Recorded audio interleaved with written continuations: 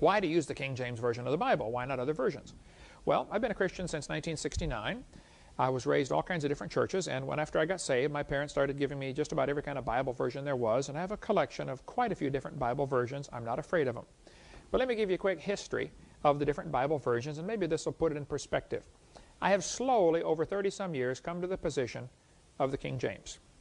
Now, I don't fight Christians that use other versions. Use whatever you want, okay? But I think if you're really going to be a Bible student, you're going to have to get a King James. Here's the story. The New Testament books were written shortly after the time of Christ. They had to make copies. It takes about 10 months to write out a copy of the Bible. So they had to write out the whole copy of the Bible by hand. They had no Gazettener, no printing press, no, Gutenberg hadn't been born yet. So it took a long time to make a copy of the Bible. They make their copies, they had either both books and scrolls, both were in use all through Scripture. And they make a copy, and then they check it very carefully. If they find a mistake, they're going to burn it. So they were very careful to get it right. They had a checking system that was really pretty goof-proof.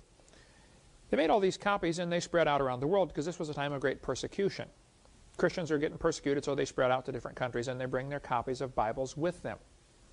So you got somebody in India who's copying the Bible, and somebody in France who's copying the Bible, and pretty soon the copy wears out. Let's just pick a few numbers here. This is a book from the early 1900s. It's a very beautiful book, and it's beginning to get worn out.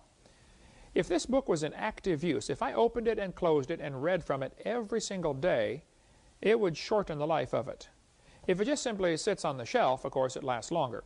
But a book in active use is going to quickly fall apart, as this one has already begun to fall apart, and it's not in active use, believe me. The scrolls that are in active use are not going to last more than maybe 200 years. Let's be generous here. Let's say a book lasts 200 years if you use it every day. So they use these scrolls or Bibles, and they're copying from it every day. At the end of the day, they roll it up and they put it away. Within 200 years, it's worn out. It's rags. You throw it away.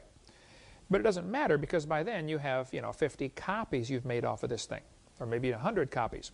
They've made copy after copy after copy of these scrolls or books. So you have exact copies of the original. The original is junk by now, so you throw it away. It doesn't matter. You take those 50 copies and you begin making copies off of those.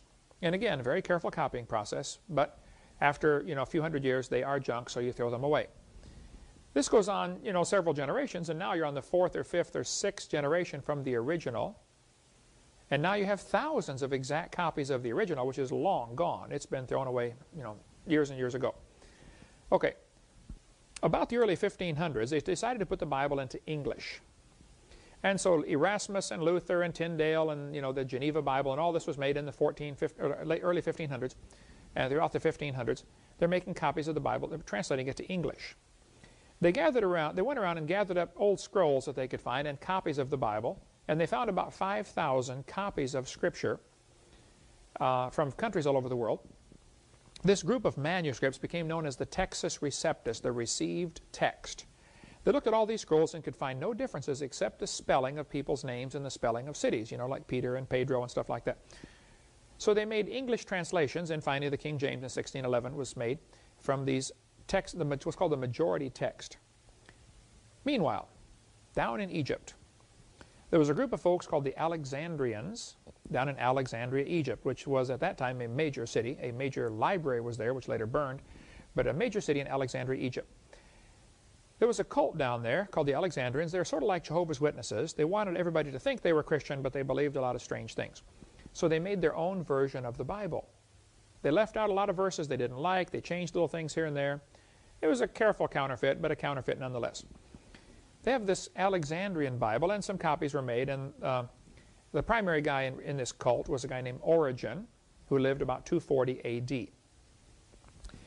In 350 A.D., 2 copies of the Alexandrian Bible were made, and those copies are called the Sinaiticus, because it was found in the Sinai desert in a monastery, and Vaticanus, because it was found in the Vatican library in the basement, I believe. Those 2 copies from 350 A.D. are still around today. 1,600 years old copies of the Scriptures, well, of the Alexandrian Bible.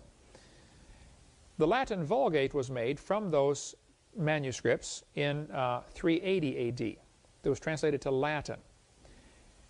Then in 1582, the Catholic Church ordered the translation of the Latin Vulgate into English, And that's where the Douay Confraternity and the Douay Rheims version come in. The Douay versions were made from the Latin, which was a good translation of the wrong manuscript. They're translating the Alexandrian. So they got the bad manuscript, the corrupt, cult manuscript, being translated into English, which became the official Catholic version in use today, the Douay version of the Bible. Two guys named Westcott and Hort came along in 1875, and they took these Alexandrian manuscripts, of which I think about 15 or 17 of them were found, I don't know, and they said, these are old manuscripts, therefore they're better. Well, now hold on a minute. Yes, they're older, but that doesn't mean they're better. They're older because they're worse. The people didn't use them. They didn't wear them out.